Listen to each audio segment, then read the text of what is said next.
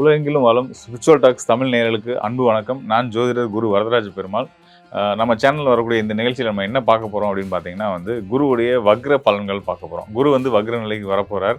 அதாவது குரு இப்போ அதிசார பயிற்சியின் மூலியமா கடக ராசிக்குள்ள இருக்கார். கடக ராசியில இருந்துட்டு இருக்கார். அதிசார நிலை அப்படின்றது நம்ம ஏற்கனவே அதிசார பலன்கள் பார்க்கும்போது சொல்லியிருக்கோம். அதாவது தான் வரக்கூடிய ராசி மண்டலத்துக்கு முன்கூட்டியே வந்துடுறது அதிசார பயிற்சி. ஸோ அந்த நிலையில் இருந்துட்டு இருக்கக்கூடிய குரு பகவான் தன்னுடைய உச்ச வீடான கடகராசியில் இருக்கிறார். அதாவது மிதுனத்திலிருந்து அதிசார பயிற்சி அடைஞ்சு கடகராசியில் இருக்காரு. இப்போ திரும்ப தன்னுடைய இயல்பு நிலையான மிதுன ராசிக்கு வர வேண்டிய இயல்பு ஸ்தானத்துக்கு வர வேண்டிய நிலைக்கு குரு பகவான் திரும்புகிறார். அதுக்கு பேர் தான் வக்ர நிலை அப்படின்னு சொல்லுவோம். அதாவது ரிவர்ஸில் திரும்ப மிதுன ராசிக்கு மிதுன ராசியில் கிட்டத்தட்ட 119 நாட்கள் இருக்க போகிறார். அதாவது நம்ம நவம்பர் 18ஆம் தேதியில் ஆரம்பிக்கிற இந்த வக்ரம் அப்படின்றது பார்த்தீங்கன்னா டிசம்பர் மாதம் 21ஆம் தேதி மிதுன ராசிக்குள்ளே வந்துடுவார். மிதுன ராசிக்குள்ளே வந்த பின்னாடியுமே வக்ர நிலை தொடர்ந்து, அதாவது நம்ம மார்ச் 2026 மார்ச் மாதம் வரைக்கும் கூட இருக்குது, 17ஆம் தேதி வரைக்கும் இருக்குது. ஆக மொத்தம் 119 நாட்கள் வக்ர நிலையில் குரு பகவான் ஒவ்வொரு ராசிக்கும் என்ன மாதிரியான பலன்கள் கொடுக்க போகிறார் அப்படின்னு நம்ம பார்க்க போகிறோம். மிதுன ராசியில் இருந்து தன்னுடைய பகை வீடுன்னு சொல்லக்கூடிய மிதுன ராசியிலிருந்து குரு பகவான் என்ன மாதிரியான வக்ர நிலையிலிருந்து என்ன மாதிரியான பலன்களை ஒவ்வொரு ராசிக்காரருக்கும் கொடுக்க போகிறார் அப்படின்றத பார்க்க போகிறோம். தொடர்ந்து காணொலியை பாருங்கள், நிச்சயமாக உங்களுக்கு எல்லாருக்கும் பயனுள்ளதாக இருக்கும்.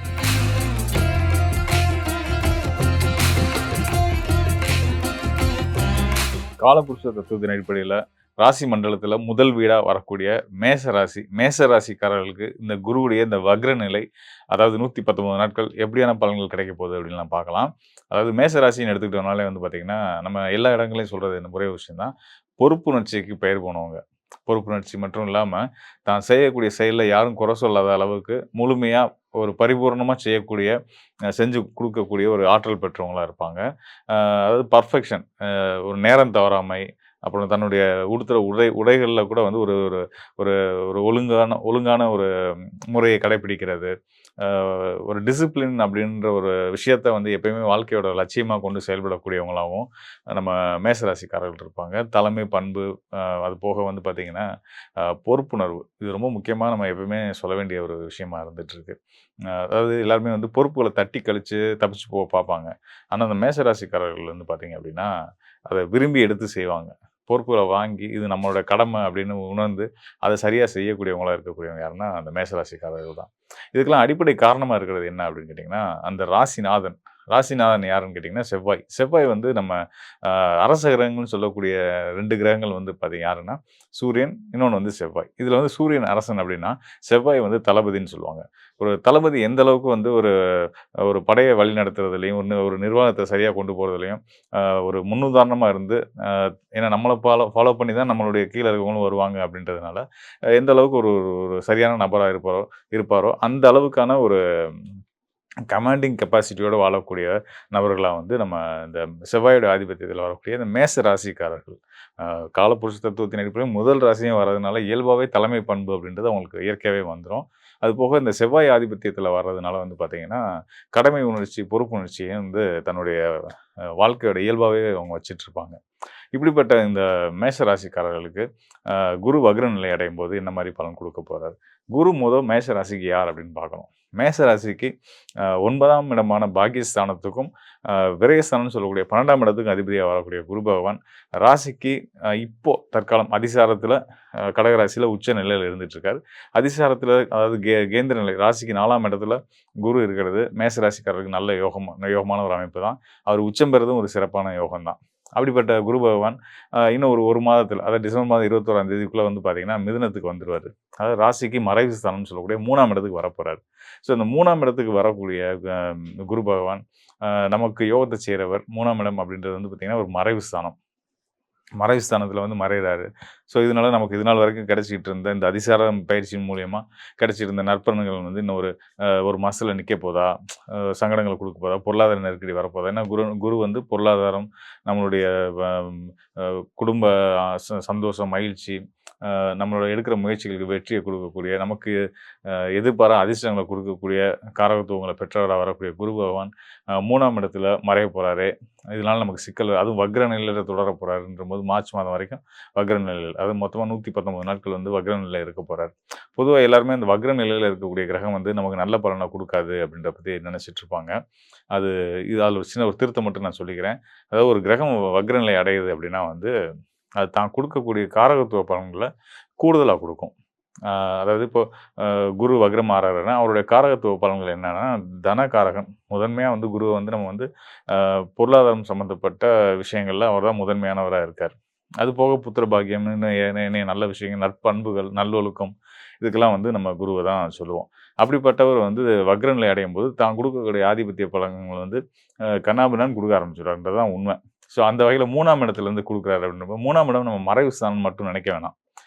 மேஷராசிக்கு 3ஆம் இடம் வரக்கூடிய மிதுனம் வந்து பார்த்தீங்கன்னா, புதனுடைய வீடு. 3ஆம் இடம் அப்படின்றது வந்து விடாமுயற்சி, நம்மளோட ஆசை, விருப்பங்கள், போராட்ட குணம், இது எல்லாத்தையும் தைரியம் இது எல்லாத்தையும் சொல்லக்கூடிய ஸ்தானம்.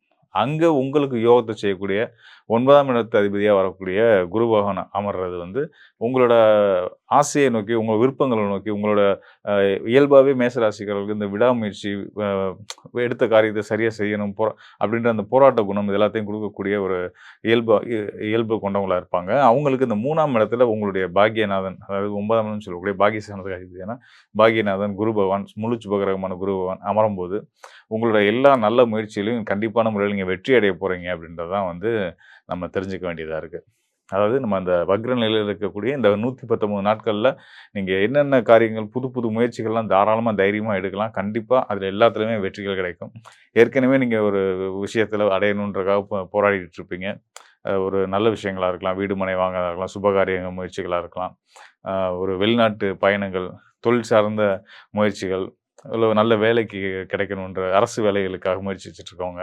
இப்படி பலதுறை அதே நேரத்தில அரசியல் அ ஆர்வம் உள்ளவங்க, அரசியல் தொடர்புடையவங்க, அவங்களுக்கெல்லாம் மேஷராசியில இருக்கக்கூடியவங்களுக்கெல்லாம் வந்து பார்த்தீங்க அப்படின்னா, இனி வர்ற காலங்கள்ல நீங்க எடுக்கிற முயற்சிகள் வந்து 100% உங்களுக்கு வெற்றிய குடுக்குன்றதுல எந்த ஒரு சந்தேகமும் வேண்டியதில்ல.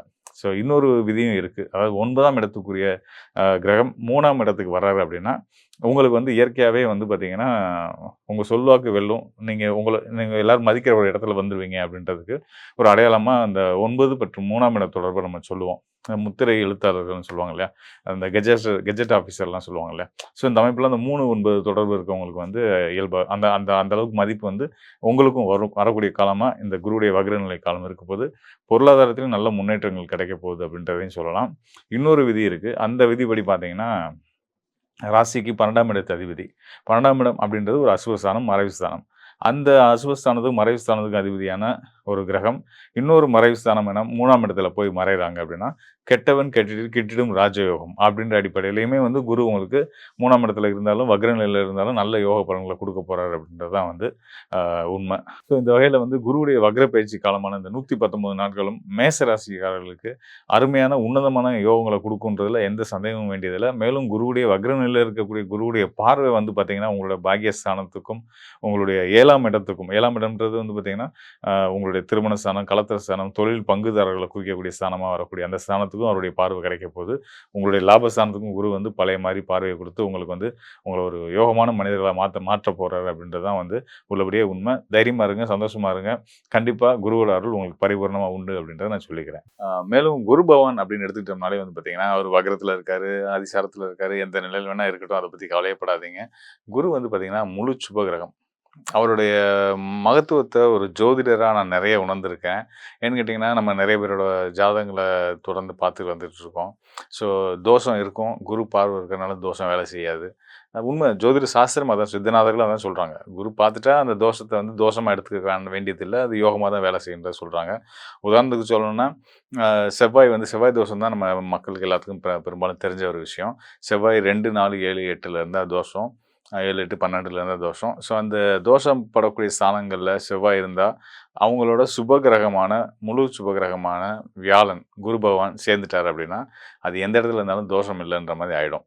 இப்போ உதாரணத்துக்கு சொன்னா 12ஆம் இடத்துல இருக்காரு செவ்வாய் அப்படின்னா, பஞ்சனை தோஷம். அது செய்யும். ஸோ அந்த செவ்வாயோட குரு பகவான் சேர்ந்தா மட்டும் இல்ல. அதுக்கு திரிகோண நிலைகள்ல செவ்வாய் இருக்கிற இடத்துலருந்து 5ஆம் இடம், 9ஆம் இடம் அப்படி குருவுடைய பார்வை கிடைக்க மாரியான சூழ்நிலை கூட குரு குரு இருந்தாலும் அந்த செவ்வாய் வந்து தோஷம் செய்யாது அப்படின்றது ஜோதிட சாஸ்திரம், சித்தநாதர்கள் சொல்லக்கூடிய ஒரு விஷயம் அதுதான்.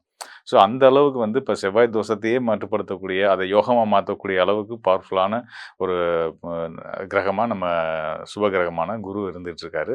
ஸோ அப்படிப்பட்ட இந்த குரு பகவான் வந்து பார்த்தீங்கன்னா, ஒவ்வொரு ராசிக்காரர்களுக்கும் எல்லாருக்கும் நல்லவர், எல்லாருக்கும் நல்லது தான் நினைப்பாங்க, நல்லது தான் செய்வாங்கன்ற அடிப்படையில ஒவ்வொரு ராசிக்காரர்களுக்கும் 12 ராசிக்காரர்களும் மேஷம் முதல் மீனம் வரையான ராசிக்காரர்கள் அனைவருக்கும் நல்ல பலன்களை தான் குடுப்பார். அது மட்டும் இல்லாம தன்னுடைய பகை கிரகங்களுக்குமே நன்மையை தான் செய்வார். நல்லத செஞ்சு திருத்துவோம். நம்ம ஐயன் திருவள்ளுவர் சொல்ற மாதிரி வந்து பார்த்தீங்கன்னா, "இன்னா செய்தாரே ஒருத்தர், அவர் நானும் நன்மையும் செய்து விடல்" அப்படின்ற அடிப்படையில தன்னோட பகைவர்களுக்கும் தன்னால கூடுமான வரைக்கும் நல்லத செஞ்சு அவங்களோட தவற உணர்த்துவாரே தவிர்த்து, நெகட்டிவான பலன்கள குடுத்து கெடுக்க மாட்டார். அந்த அளவுக்கு வந்து ஒரு சுபத்துவமான கிரகம் தான் நம்மளுடைய குரு பகவான். இவர் வந்து பார்த்தீங்கன்னா, இந்த 119 நாட்கள் நம்ம சொன்னோம் இல்லையா? அந்த வக்ர காலம் அப்படின்றது. ஸோ இதில வந்து ஒவ்வொரு ராசிக்கும் நல்ல பலன்கள குடுப்பாரு அப்படின்ற மாரி, இத தாண்டி வக்ரம் மட்டும் நம்ம வச்சு பலன் சொல்லியிருக்கிறோம். இத தாண்டி கோச்சார கிரகங்களும் கணக்கு இருக்கு. முக்கிய கிரகமா இந்த ஆண்டு கிரகங்கள்னு சொல்லக்கூடிய சனி, ராகு, அப்புறம் மாத கிரகங்கள் சூரியன், செவ்வாய், சுக்கிரன் இவங்க எல்லாத்தையும் வச்சு நம்ம பலன் பார்க்க வேண்டியது இருக்கு. கோச்சாரம் பார்க்குற அளவுக்கு அதுக்கு ஈக்குவலா வந்து நம்ம வந்து உங்களோட சுய ஜனன ஜாதகமும் பார்த்து நம்ம பலன் எடுத்துக்கிறது நல்லது. ஜோதிடமே அதுதான். ஜோதிட சாஸ்திரமே வந்து பார்த்தீங்கன்னா, விதி, மதி, கதி அப்படின்ற 3 நிலைகள்ல தான் இயங்குது. இதில விதி அப்படின்றது வந்து லக்னம், மதி அப்படின்றது வந்து சந்திரன் ராசி, ஆ கதி அப்படின்றது சூரியன். இந்த 3 நிலைகள வச்சு தான் ஒரு ஜாதகத்துக்கான பலன்கள் எடுக்க முடியும். இப்ப நம்ம வீடியோக்கள்ல நம்ம பார்க்குறதெல்லாம் வந்து பார்த்தீங்கன்னா, மதி அப்படின்ற சந்திரன் ராசிய வச்சு சொல்லக்கூடிய பலன்கள் தான். அதுபடி பார்த்துருக்கோம். அதுபடி உங்களுக்கு குரு என்னென்ன பலன்கள் குடுப்பாரு அப்படின்றத பார்த்துருக்கோம். மேற்கொண்டு உங்களுடைய இன்னும் கூடுதலான விவரங்கள நீங்க தெரிஞ்சுக்கிறதுக்கு உங்க சுய ஜாதகத்தோட இந்த டிஸ்ப்ளேல இருக்க எண்ணுக்கு தொடர்பு கொள்ளுங்க. முழுமையான உங்களுக்கான எதிர்கால பலன்கள நம்ம தெளிவா தெரிஞ்சுக்க முடியும். நான் அதுக்கு உதவ தயாரா இருக்கேன். நன்றி, வணக்கம் நண்பர்களே. மீண்டும் ஒரு நல்ல நிகழ்ச்சியில சந்திப்போம்.